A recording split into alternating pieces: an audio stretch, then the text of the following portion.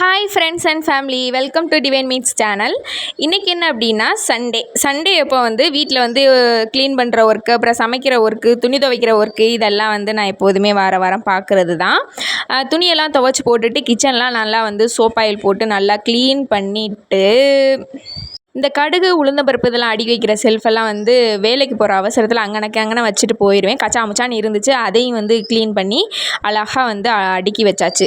எவ்வளோ தான் வீடு சுத்தம் பண்ணாலும் இந்த பசங்க விளையாட்டு ஜாமானை அங்கனக்கு போடுறதுனால அது ஒரு டென்ஷன் ஆகும். சரி அப்புறமா எடுத்து வச்சுக்கலாம் அப்படின்னு சொல்லிட்டு அதை விட்டுட்டு வந்தாச்சு. அடுத்து சமையல் தான். சமையலுங்கிறது எப்படி சொல்கிறது, நான்வெஜ் இல்லாமல் சண்டே இயங்காது. அதனால் எங்கள் வீட்டில் இன்றைக்கி மீன், மத்தி மீன் குட்டியூண்டா இருந்தால் பொரிச்சு சாப்பிட்டோம் அப்படின்னா செம்மையாக இருக்கும். மாவுலாவும் மத்தியும் வாங்கிட்டு வந்தாங்க.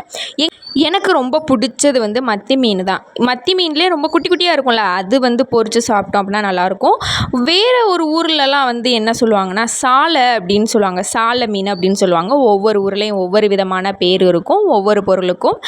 நான் இங்கே சொல்கிறது மத்தி மீன் தான் சொல்லுவோம். மாவுலா பசங்களுக்கு முள் இல்லாமல் இருக்கும் அப்படிங்கிறதுக்காக, ஓரளவுக்கு முள் இல்லாமல் மத்தி மீனில் இருக்கிறத விட இதில் கம்மியாக இருக்கும் அப்படிங்கிறதுக்காக அதில் கொஞ்சம் இதில் கொஞ்சம்னு சொல்லி வறுத்துட்டு குழம்பு வச்சுட்டு மசாலா மீன் ரெடி பண்ணியாச்சு. நீங்கள் மசாலா மீனுக்கு ரெடி பண்ணும்போது ஒரு டிப்ஸு சொல்கிறேன் டேஸ்ட்டாக இருக்கிறதுக்காக. வெள்ளைப்பூடு நச்சு போட்டு நல்லா பண்ணிங்க அப்படின்னா அது ஒரு டேஸ்ட்டு நல்லா கொடுக்கும். அதே மாதிரி மீன் குழம்பு நான் என்னோடய ஷார்ட்ஸில் ஷார்ட்டாக சொல்லியிருக்கேன். நீங்கள் பிடிச்சிருந்தா அதை பார்த்துட்டு ட்ரை பண்ணி பாருங்கள். சிம்பிளாக தான் நான் சொல்லியிருக்கேன். மாவுளா மீனை பொரிச்சிட்டு ஃபஸ்ட்டு குழந்தைங்களுக்கு சாப்பாடை கொடுத்துடலாம் அப்படின்னு சொல்லிட்டு மாவுளா நான் பொரிச்சிட்டேன்.